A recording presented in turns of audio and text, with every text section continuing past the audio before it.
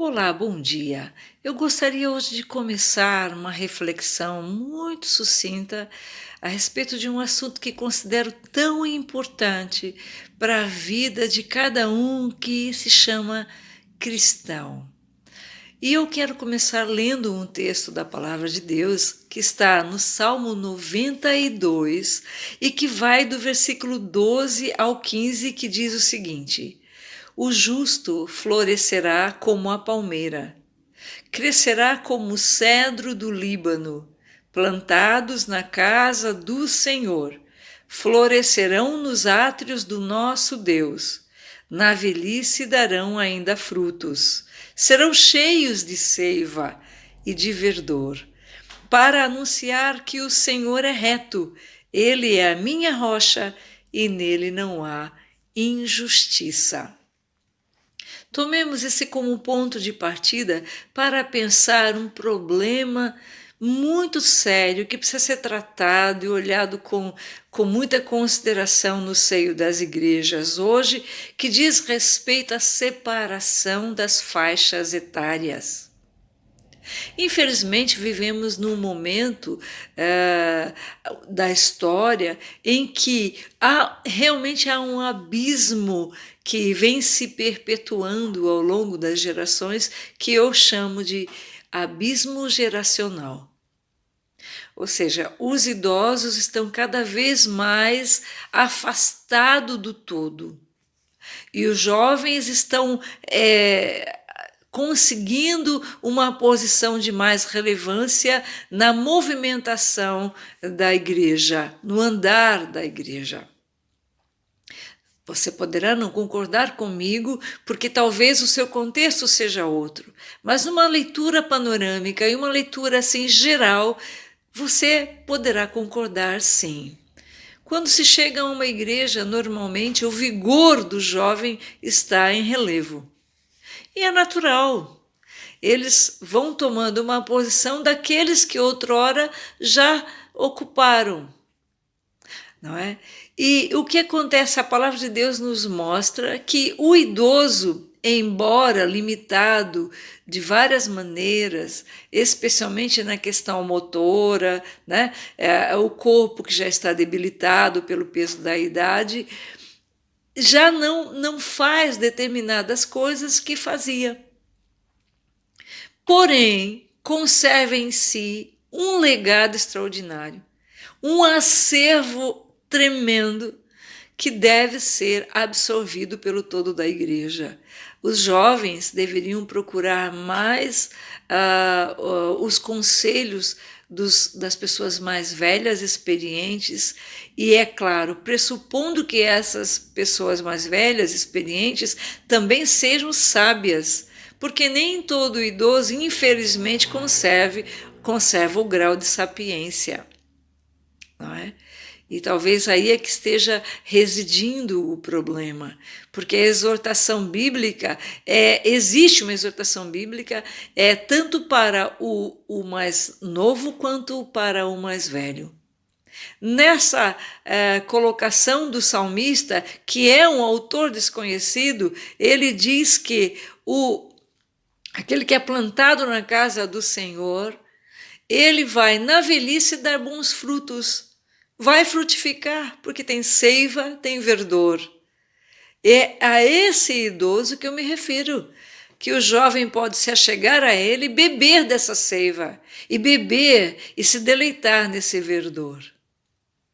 Contudo, o apóstolo Paulo, escrevendo a sua primeira carta também a Timóteo, escreveu duas cartas. A primeira carta ele escreve a Timóteo e, em um determinado momento, ele para e diz assim: ninguém despreze a sua mocidade. Porque acontece muitas vezes que o idoso olha para o jovem como o jovem, ele é inexperiente, é até irresponsável, e não dá muita importância àquilo que o jovem tem para oferecer. É preciso quebrar as barreiras geracionais. É preciso lutar contra os conflitos geracionais.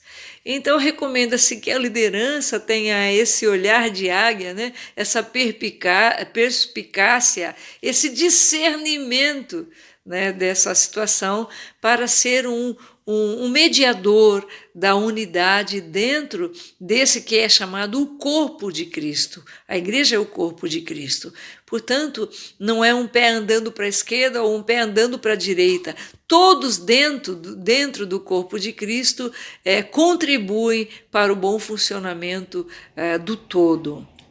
Se entenderem cada um o seu papel, mas também entenderem que precisam transpor as barreiras em direção ao outro, esse é o papel fundamental de cada cristão. Ir em direção ao outro, independentemente da faixa etária.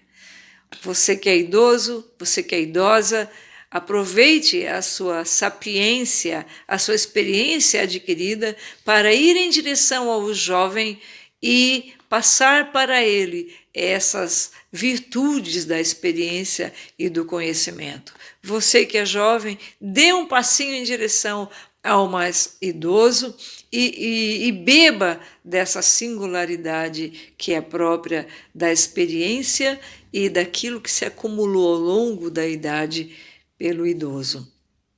O idoso também foi jovem. Davi, escrevendo sobre isso, o grande valente de Israel, o suave salmista de Israel, que atrai tanto o interesse dos jovens pela sua capacidade de vencer gigantes, de vencer os filisteus, de consolidar um reino, esse mesmo tão estimado pelos jovens nessa perspectiva, esse também envelheceu. E ele disse, no Salmo 37, ele compôs lá um versículo que diz assim: eu fui jovem, agora sou velho, mas eu nunca vi o justo mendigar o pão. Quer saber como viver uma vida boa e de sucesso e de vitória? É fazer uma trajetória na presença de Deus, o Criador dos céus e da terra, em nome de Jesus. Davi fez isso. Enquanto jovem, ele andou com Deus. E quando ele envelheceu, ele continuou na presença de Deus e foi capaz de dizer isso. Você hoje é jovem, mas se a vida permitir, se você não for ceifado antes, vai, pela natureza, chegar à idade avançada. E quando chegar lá, poderá olhar para trás e dizer: eu fui jovem, hoje sou velho, mas eu nunca vi o justo mendigar o pão, porque Deus cuida daquele que é fiel desde a infância até a hora de partir de estar com o Senhor. Vamos trabalhar nesse sentido de quebrar as barreiras. Vamos lembrar disso, jovem não menospreze o idoso, idoso não menospreze o jovem. Eu quero terminar contando uma pequena história. Houve um homem na Grécia Antiga chamado Sócrates. Sócrates envelheceu. Velho, ele foi condenado à morte por causa de suas ideias, por causa dos seus pensamentos filosóficos.